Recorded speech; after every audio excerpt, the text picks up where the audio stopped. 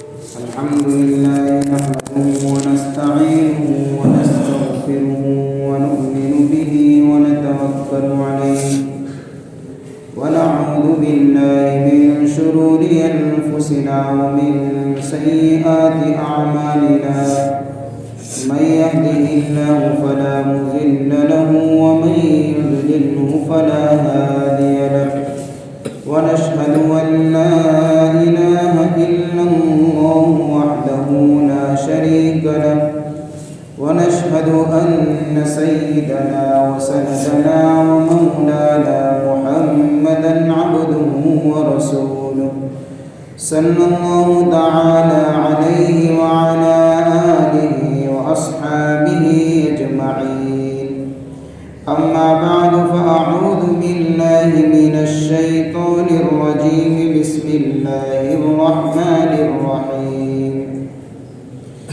لم يكن الذين كفروا من أهل الكتاب والمشركين منفكين حتى تأتيهم بينة رسول من الله يتلو صحفا مطهرة فيها كتب قيمة وما تفرق الذين أوتوا الكتاب إلا من بعد ما جاءتهم البينة صدق الله مولانا العظيم. محترم دوست اور بزرگوں، یہ جو میں نے سورت کی چند آیتیں پڑھی، اس سورت کا نام سورۃ البینہ ہے۔ یہ مکی اور مدنی ہونے میں مفسرین کے اندر اختلاف ہے۔ بعض مفسرین فرماتے ہیں کہ یہ سورت مکی ہے اور بعض نے فرمایا کہ یہ سورت مدنی ہے، اور اختلاف کی وجہ یہ ہے کہ اس سورت کا کچھ حصہ ہجرت سے پہلے نازل ہوا اور اس کا کچھ حصہ ہجرت کے بعد نازل ہوا۔ تو میں نے شروع میں ایک مرتبہ بتایا تھا کہ جو سورت ہجرت سے پہلے نازل ہو وہ مکی کہلاتی ہے، اور جو ہجرت کے بعد نازل ہو اس کو مدنی کہتے ہیں۔ اس لیے اس کے اندر اختلاف ہے کہ مکی ہے یا مدنی ہے۔ اس سورت کا ایک نام تھا، ایک نام تو جو میں نے آپ کے سامنے بیان کیا سورۃ البینہ، اس کے دوسرے بھی بہت سارے نام ہیں۔ دوسرا ایک نام آتا ہے سورۃ القیامہ، ایک نام آتا ہے اس کا سورۃ لم یکن، لیکن مشہور نام سورۃ البینہ ہے۔ اور بینۃ یہ عربی کا لفظ ہے، اس کے معنی ہوتا ہے ایسی واضح اور روشن چیز کہ اس کے سامنے آنے کے بعد کسی کام کی حقیقت اس طریقے سے کھل کر سامنے آئے کہ پھر اس میں کسی بھی طرح کی کوئی شک اور شبہ کی گنجائش باقی نہ رہے، اس کو بینہ کہا جاتا ہے۔ اور قرآن کے اندر بینۃ کا لفظ مختلف جگہوں کے اوپر استعمال ہوا ہے۔ جیسے ایک جگہ پر اللہ تعالیٰ نے فرمایا ان الذین یکتمون ما انزلنا من البینات والہدی، یہ بینۃ کا لفظ آیا کہ اللہ نے احکامات کو اتارا، ہدایت کی باتوں کو اتارا، تو اس کے اندر بینۃ سے مراد واضح قوانین احکامات ہے، واضح دلائل ہے، مضبوط دلائل ہے۔ اس کے لیے بھی بینۃ کا لفظ استعمال ہوتا ہے۔ اسی طریقے سے معجزے کے لیے بھی بینۃ کا لفظ استعمال ہوتا ہے۔ جیسے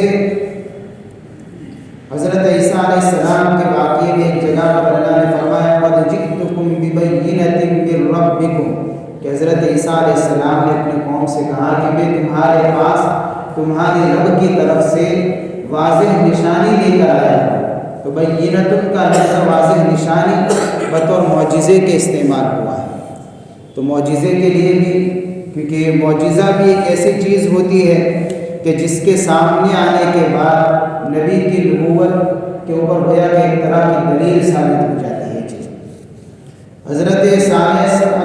अलैहिस्सलाम की ऊँटनी के मुतालिक भी, जो अल्लाह ताला ने अपनी ऊँटनी को मौजिज़ाना तौर पर गोया कि ज़ाहिर किया था, तो उसके अंदर भी ये लफ्ज़ इस्तेमाल हुआ है, बय्यिनतुन मिर रब्बिकुम हाज़िही नाक़तुल्लाह, ये तुम्हारे रब की तरफ से एक निशानी है, ये अल्लाह की ऊँटनी। तो मौजिज़े के लिए भी बय्यिनतुन का लफ्ज़ इस्तेमाल होता है। इस सूरत के अंदर बय्यिनतुन का लफ्ज़ जो इस्तेमाल हुआ है वो हुज़ूर पाक सल्लल्लाहु अलैहि वसल्लम की ज़ात बाबरकत के लिए इस्तेमाल हुआ है, इसलिए कि हुज़ूर की ज़ात भी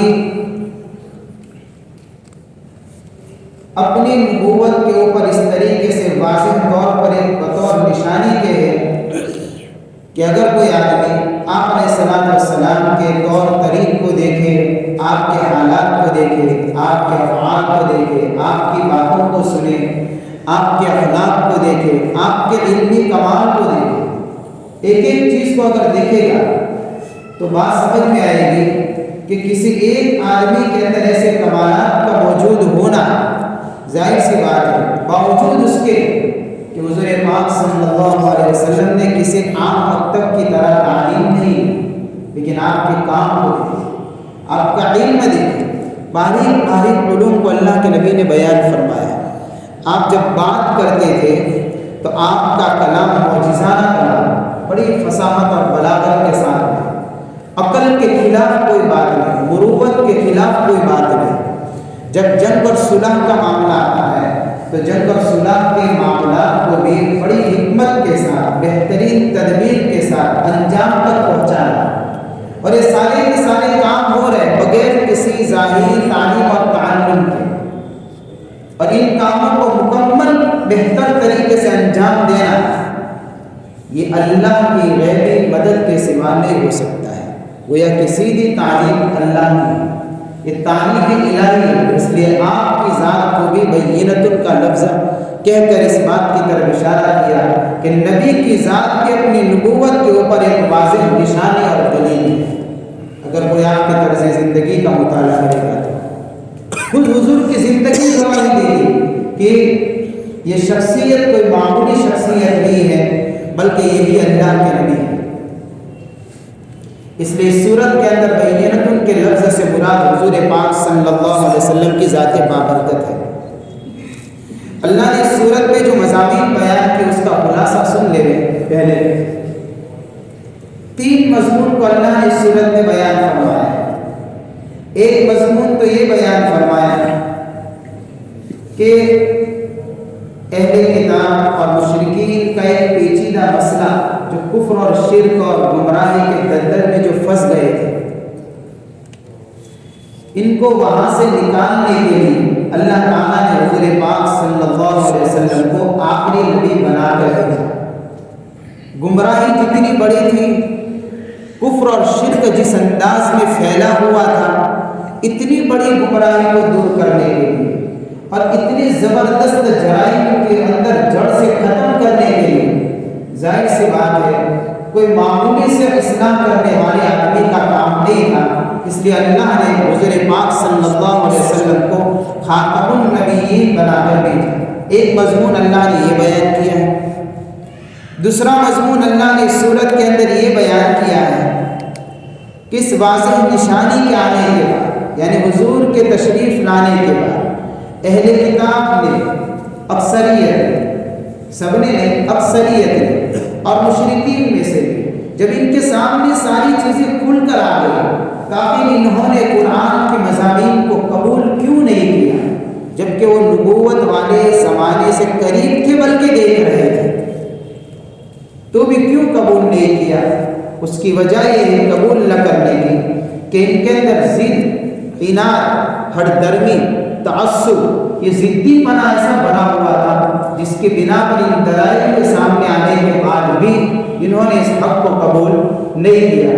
ऐसा नहीं है कि वो भी किसी किस्म के शक और शुबह के अंदर मुब्तला थे, बात समझे नहीं थे इसलिए कबूल नहीं किया, ये मामला नहीं। कबूल न करने की वजह इनकी हरदर्मी थी। एक बात तो ये भी बयान की।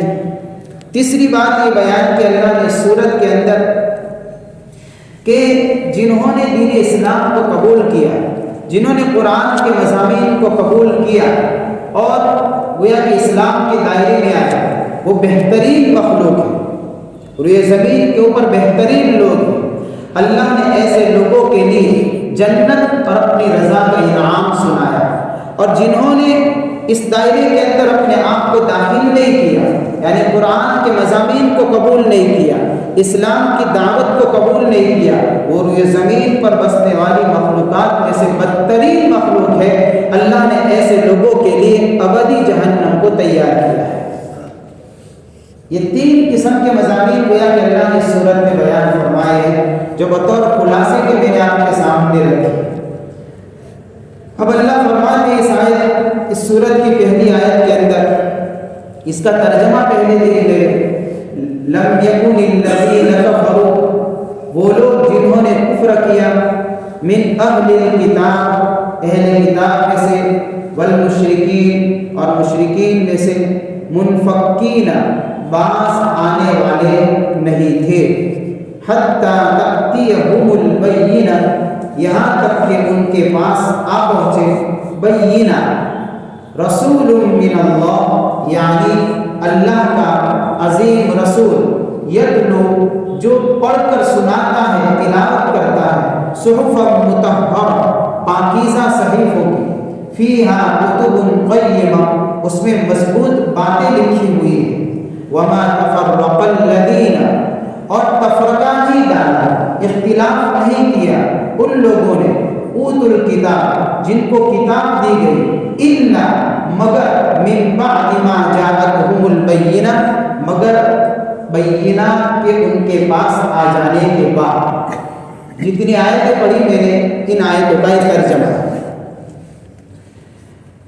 پہلی آیت کا خلاصہ یہ ہے، لم یکن الذین کفروا من اہل الکتاب والمشرکین منفکین، کہ اہل کتاب میں سے اور مشرکین میں سے وہ لوگ باز آنے والے نہیں تھے۔ دو قسم کے گروہ تھے حضور پاک صلی اللہ علیہ وسلم کے زمانے میں اور آپ کے زمانے سے پہلے، دو قسم کی جماعتیں تھیں۔ ایک جماعت اہل کتاب کی تھی، اہل کتاب کہیں گے تو اس میں یہودی بھی آ گئے، عیسائی بھی آ گئے، تورات کو ماننے والے، زبور کو ماننے والے، انجیل کو ماننے والے، یہ اہل کتاب ہے، تو یہ سارے گروہ اہل کتاب کے اندر آ جائیں گے۔ اور دوسرا قسم جو تھی، دوسری قسم یعنی دوسرا گروہ، دوسری جو جماعت تھی، وہ مشرکین کی جماعت تھی۔ اور مشرکین کے اندر بھی کچھ لوگ ایسے تھے جو ستاروں کی پوجا کرتے تھے، کچھ لوگ ایسے تھے جو آگ کی پوجا کرتے تھے، آتش پرست تھے، کچھ لوگ ایسے تھے جو نیک لوگوں کی عقیدت میں ان کے نام کے بت بنا کر ان بتوں کی پوجا کرتے تھے، جو بت پرست تھے۔ تو یہ مختلف فرقے تھے، مختلف گروہ تھے کہ اہل کتاب بھی اور مشرکین بھی وہ انتہائی خطرناک بیماری کے اندر مبتلا ہو چکے تھے، کفر اور شرک کے دلدل میں بری طرح پھنس چکے تھے، ضلالت اور جہالت کے اندر ڈوب چکے تھے، رسومات اور بدعات نے ان کی زندگیوں میں اس طریقے سے جڑ پکڑ لی تھی کہ ان کے اندر سے ان برائیوں کو نکالنے کے لیے کوئی معمولی قسم کا آدمی اگر اصلاح کرنا چاہتا تو اس کا کام نہیں تھا۔ ان کے اندر کی ان بیماریوں کو نکالنے کے لیے اللہ نے اپنی حکمت اور مصلحت کو، اللہ نے اپنی حکمت اور مصلحت کے مطابق جتنی بڑی بیماری تھی، اس بیماری کو اندر سے نکالنے کے لیے اتنے بڑے عظیم رسول کو بھیجا، رسول من اللہ۔ اور یہ ایسے دلدل میں پھنسے ہوئے تھے اور اتنی خطرناک جڑ ان کے اندر یہ چیز پکڑ چکی تھی کہ آدمی تصور نہیں کر سکتا۔ وہ یوں ہی کہتے تھے، وجدنا علیہ آباءنا، بھئی یہ دین تو وہ ہے جس پر ہمارے باپ دادا چلے آئے، تو سب چلتے تھے تو ہم بھی چلتے، تو وہ لوگ غلط تھوڑی تھے، وہ سب غلط، تم اکیلے سے موروثی دین جس کو کہا جاتا ہے، وراثت میں ملا ہوا دین، کہ آدمی عمل تو کرے لیکن وہ عمل جو کرتا ہے وہ اندھ بھکتی میں عمل کرے، ہم جس کو اپنی زبان کے اندر کہتے ہیں، اس دین کو دین سمجھ کر جو چل رہا ہے وہ اس لیے چل رہا ہے کہ اس کے پاس دلیل نہیں ہے، وہ اس لیے چلتا ہے کہ اس نے اپنے باپ دادا کو چلتے ہوئے دیکھا ہے صرف، بس اس لیے یہی سب سے بڑی دلیل ہے۔ تو ایسی خطرناک بیماری ان کے اندر کہ جس دین پر وہ چل رہے تھے، یعنی کہ جن فرقوں میں یہ لوگ بٹے ہوئے تھے، چاہے اہل کتاب ہو، اہل کتاب میں سے یہودی ہو، عیسائی ہو، مشرکین ہو، یعنی ستارے کی پوجا کرنے والے ہو، آگ کی پوجا کرنے والے ہو، بتوں کی پوجا کرنے والے ہو، یہ لوگ اپنی عبادت کے اوپر کسی دلیل کے سہارے نہیں جی رہے تھے، اپنے باپ دادا کو دیکھا تھا تو چل رہے تھے۔ ایسی خطرناک پیچیدہ بیماری کو نکالنے کے لیے ظاہر سی بات ہے جو چھوٹا آدمی اگر ان کو کہے کہ بھائی یہ غلط ہے تو ان کو سمجھ میں آتی بات؟ ان کو کہاں سے سمجھ میں آتی؟ بیماری اتنی بڑی، لہٰذا اللہ نے ان کی بیماری کو اندر سے نکالنے کے لیے انتظام اتنا بڑا کہ عظیم الشان رسول کو بھیجا، اور صرف رسول کو نہیں بھیجا، رسول کے ساتھ اللہ نے اپنا کلام اتارا، رسول من اللہ، اللہ کا عظیم الشان رسول آیا۔ رسول بھی کیسا کہ اللہ نے اپنے رسول کے متعلق قرآن کی دوسری جگہ پر ارشاد فرمایا لقد كان لكم في رسول الله اسوة حسنة، یہ امام الانبیاء، یہ افضل الانبیاء، ایسا عظیم رسول کہ جو اس نمونے کو دیکھے گا، جو ان کی پیروی کرے گا، اس کی زندگی کامیاب ہو جائے گی، ایسے عظیم رسول کو بھیجا۔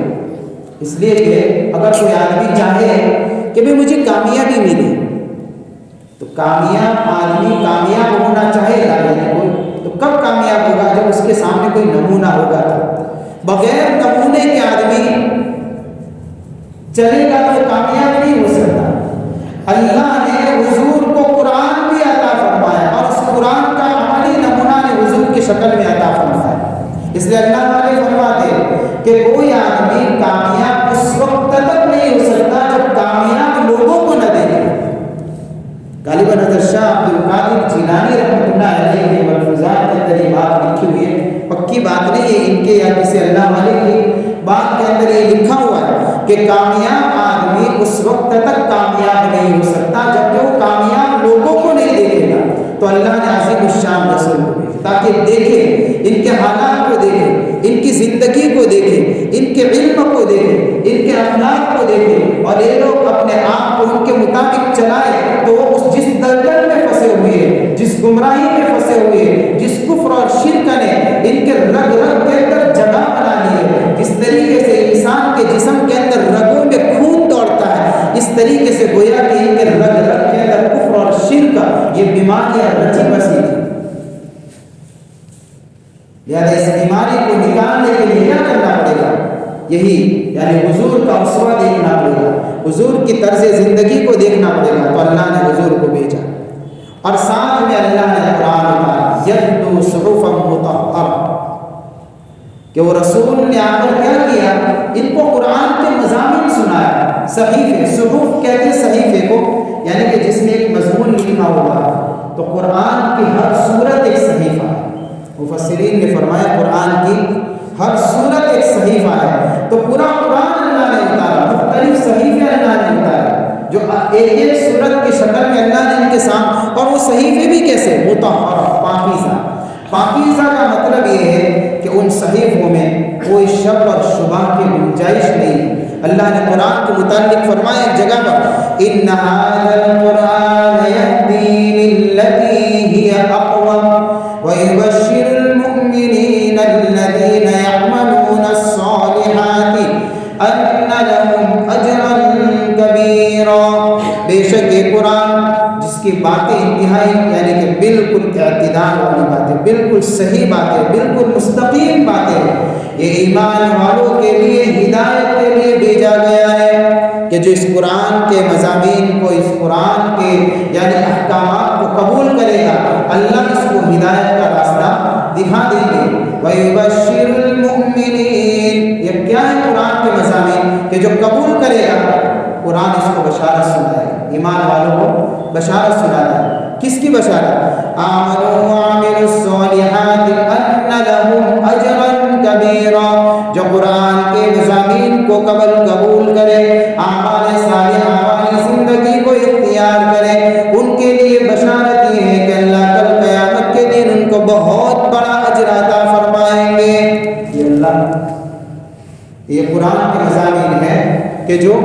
بالکل پاک اور صاف مضامین ہیں جس میں کسی قسم کے شک اور شبہ کی گنجائش نہیں ہے۔ دوسری جگہ پر اللہ نے فرمایا قرآن کی صفت کے متعلق، قرآن کی شان کے متعلق، لا یأتیہ الباطل من بین یدیہ ولا من خلفہ، اس کے پاس باطل آ ہی نہیں سکتا ہے، نہ اس کے آگے سے نہ پیچھے سے، کہیں سے بھی قرآن کے سامنے باطل ٹک نہیں سکتا ہے۔ جس کے مضامین اتنے پاکیزہ ہو اور وہ رسول اگر ان قرآن کے ان پاکیزہ مضامین کو سنائے اور ان اہل کتاب میں سے ہو یا پھر مشرکین میں سے ہو، اگر وہ لوگ ان پاکیزہ مضامین کو سنتے، رسول کی شکل میں یہ اللہ کی بھیجی ہوئی واضح نشانی کو دیکھتے اور اس کے مطابق اپنے آپ کو چلاتے، تو اللہ فرماتے ان کے اندر کی بیماری جڑ سے نکل جاتی ہے، ان کی بیماری کو جڑ سے نکل۔ اس کی مثال ایسے ہے جیسے بہت سارے بیمار ایسے ہوتے ہیں کہ وہ خود سمجھ جاتے ہیں کہ بھئی مجھے بیماری ہے، اور بہت سارے بیمار ایسے ہوتے ہیں کہ ان کو تو پتہ نہیں ہوتا کہ ان کو کوئی بیماری ہے، ان کی بیماری کی تشخیص کے لیے کسی ماہر ڈاکٹر، حکیم اور ماہر طبیب کی ضرورت پڑتی ہے۔ وہ بتائے گا تو پتہ چلے گا کہ میں تیرے اندر یہ بیماری ہے، اور جب تک ڈاکٹر نہیں بتائے گا تب تک وہ اپنی بیماری کی تشخیص خود نہیں کر سکتا ہے۔ تو بیماری چھوٹی ہو، ڈاکٹر چھوٹی دوا کے ذریعے سے کام ہو جاتا ہے، معمولی دوا کے ذریعے سے معاملہ ختم ہو جاتا ہے۔ بیماری بڑی، ڈاکٹر بھی بڑا اور علاج بھی قیمتی، جب جا کر اس کے اندر سے بیماری نکلتی ہے۔ کچھ ایسا ہی حال ہے لوگوں کا بھی کہ کفر اور شرک کا یہ ایسی خطرناک بیماری تھی کہ ان کو پتہ نہیں تھا کہ ہم بیمار ہیں۔ ان کی بیماری کو بتانے والے روحانی عظیم طبیب رسول من اللہ کے عظیم رسول اللہ نے بھیجے تاکہ رسول ان کو بتائے کہ تمہارے اندر کن کن بیماریوں نے جڑ پکڑ لی ہے، تم کس کس طریقے کی بیماریوں میں مبتلا ہو۔ جب بیماری بڑھی اللہ نے عظیم رسول بھی بھیجا، اور عظیم رسول کے ساتھ میں عظیم نسخہ بھی بھیجا، یتلو صحفا مطہرہ، یہ انتہائی عظیم نسخہ ہے جو قرآن کی شکل میں آیا ہے کہ انسانوں کے اندر کی بیماریوں کی تشخیص کرتا ہے اور پھر بیماریوں کو اندر سے جڑ سے نکالتا ہے۔ اس لیے اللہ نے قرآن فیہ شفاء للناس، فیہ شفاء لما فی الصدور، للناس ما فی الصدور کہا کہ اندر کی دل کی بیماریوں کو یہ قرآن کیا نکالتا ہے۔ تو رسول بھی عظیم یعنی روحانی طبیب، جتنی بڑی بیماری معالج علاج کرنے والی ذات بھی اتنی بڑی عظیم، اور ان کے لیے نسخہ جو بھیجا وہ نسخہ بھی بڑا عظیم یعنی قرآن کی شکل میں بھیجا۔ لیکن آج ہوتا کیا ہے کہ ہمارے بھی دل بیمار ہے، ہمارے اندر بھی کمزوریاں ہیں، ہمارے اندر بھی بہت سارے لوگ دین پر عمل کرتے ہیں اس لیے کہ اگلوں کو دیکھا تھا اور وہ بھی چلتے ہیں۔ بھئی یہی ہو رہا ہے، بہت سارے ہمارے دیندار بھائیوں کا حال یہ ہے کہ وہ دین پر چلتے ہیں، جو ہمارے اندر بھی مختلف گروہ ہیں، مختلف جماعتیں ہیں، وہ سب کے سب جو دین پر چلتے ہیں وہ کیسے چلتے ہیں؟ دلائل کے ذریعے سے نہیں چلتے، لوگوں کو دیکھ کر چلتے ہیں۔ جیسے ان کے پاس دلیل تھی وجدنا علیہ آباءنا، ان پر ہم نے ہمارے باپ دادا کو دیکھا کہ چلا، تو آج ہمارے پاس بھی یہی ہوگی۔ تو اندر کی بیماریوں کے بارے میں ہم نہیں پتہ لگا سکتے،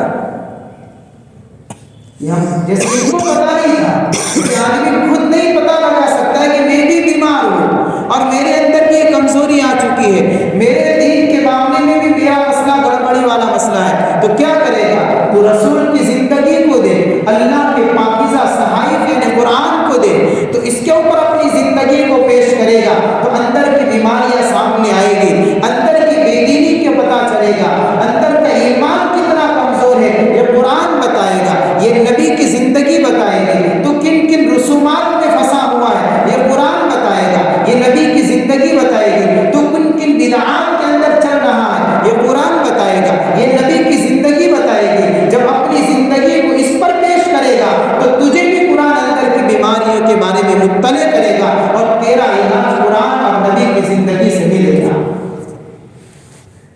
یہیں سے ملے گا علاج۔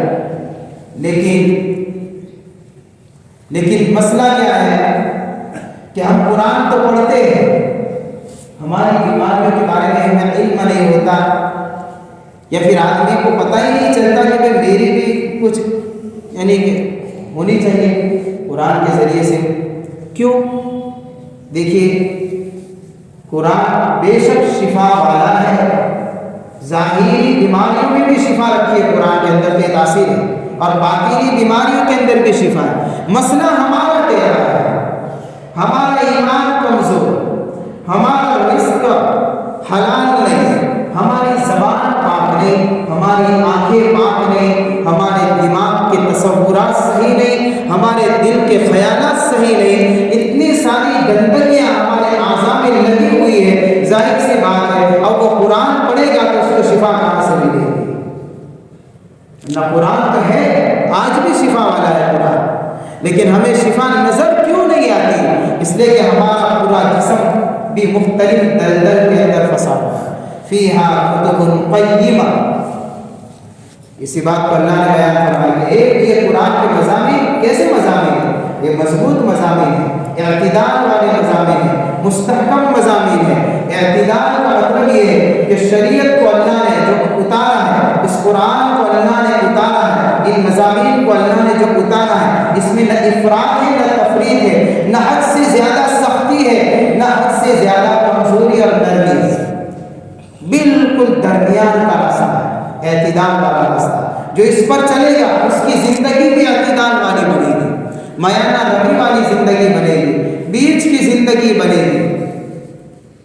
ایک صحابی آتے تین الگ الگ صحابہ نے ایک مرتبہ ایک مثال دی ہوئی اعتدال کے اوپر سے۔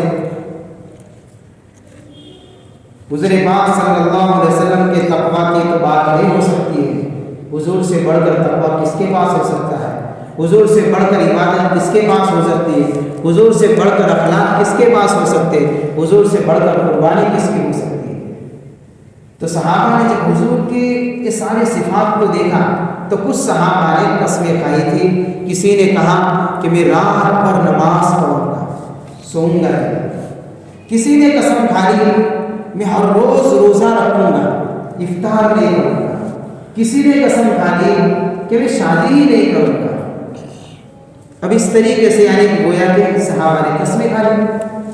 حضور پاک صلی اللہ علیہ وسلم تک بات پہنچی تو اللہ کے نبی صلی اللہ علیہ وسلم نے ان کو بلایا اور پوچھا کہ بھئی تم نے اس طریقے سے یعنی کچھ باتیں طے کی اپنے اوپر کہ کوئی رات بھر جاگے گا، کوئی شادی نہیں کرے گا، اور اس طریقے سے کوئی ہمیشہ یعنی کہ روزہ رکھے گا، افطار نہیں کرے گا، تو ایسا تم نے کہا کہ ہاں یا رسول اللہ ہم نے ایسی یعنی قسمیں کھائی ہیں۔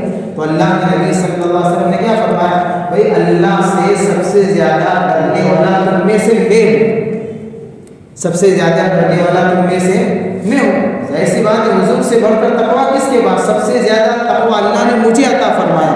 لیکن تم میری زندگی کو دیکھو، میں رات کو سوتا بھی ہوں، عبادت بھی کرتا ہوں، میں نے نکاح بھی کیا ہے، نکاح بھی کرتا ہوں، میں روزہ بھی رکھتا ہوں، افطار بھی کرتا ہوں، اپنی قسموں کو ختم کرو۔ روکا کیوں؟ اس لیے کہ اگر اس طریقے سے کرنے دیا جاتا تو ہو سکتا ہے اعتدال کے راستے سے ہٹ جاتے اور اس کے اوپر مداومت نہ کر سکتے۔ تو جو عمل معتدل ہوتا ہے تھوڑا، اس لیے حدیث پاک کے اندر آتا ہے کہ ان اعمال کو مضبوطی سے پکڑے رکھو جس کے اوپر تم کو طاقت ہو۔ خذوا من الاعمال ما تطيقون، ان اعمال کو مضبوطی سے پکڑے رکھو جن عمل کے کرنے کی تمہارے اندر طاقت ہو، اس لیے کہ اللہ تو نہیں تھکتا لیکن تم تھک جاؤ گے، اس لیے وہ عمل بہتر ہے چاہے تھوڑا ہو لیکن ہمیشہ کے لیے۔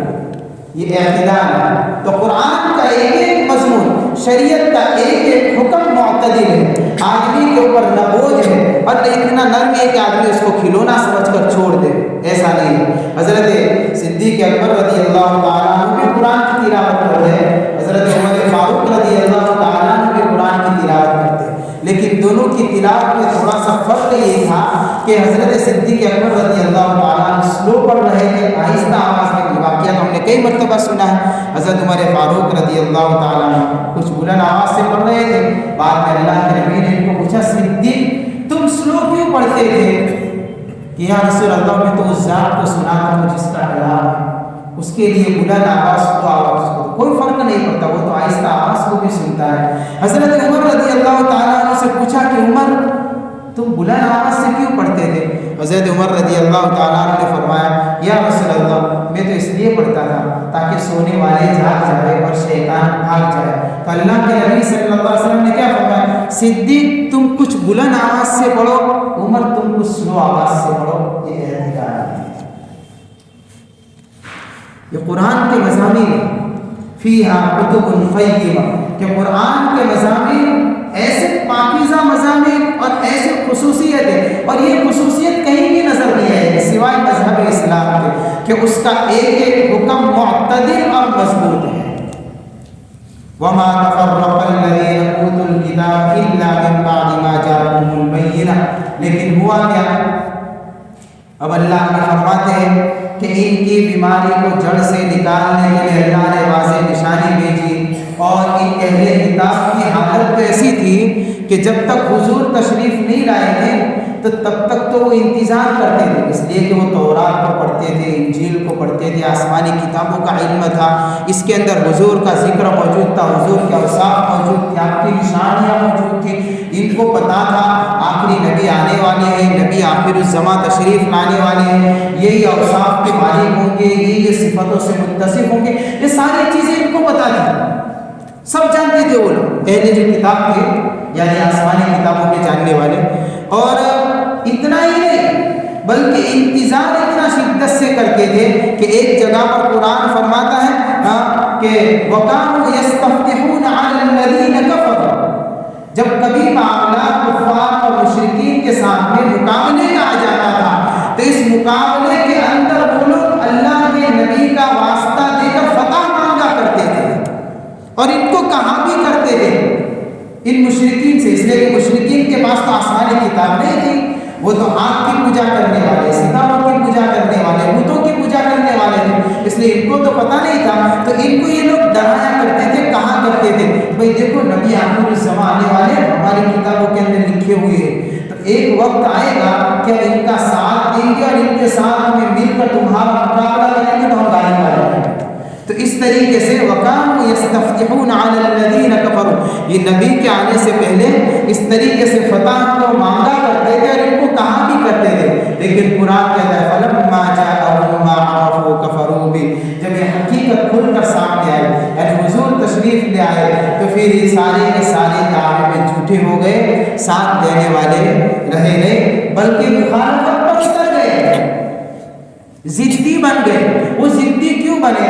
یہ مخالفت پر کیوں اتر گئے؟ حسد من عند انفسہم، اس لیے کہ ان کے دلوں میں حسد پیدا ہو گیا کہ نبی آخر الزماں بنو اسماعیل میں سے کیوں آئے، بنو اسحاق میں سے کیوں نہیں آئے، ہمارے اندر سے کیوں نہیں آئے، ان کے اندر سے آئے. تو ان کے دلوں کے اندر حسد پیدا ہو گیا. تو جس نبی کے انتظار میں بڑے طلب کے ساتھ میں لگے رہتے تھے، جب ان کو پتا چلا کہ نبی آخر الزماں کی تشریف آوری تو بنو اسماعیل میں سے، اللہ نے ان کا جواب دیا واللہ یختص برحمتہ من یشاء.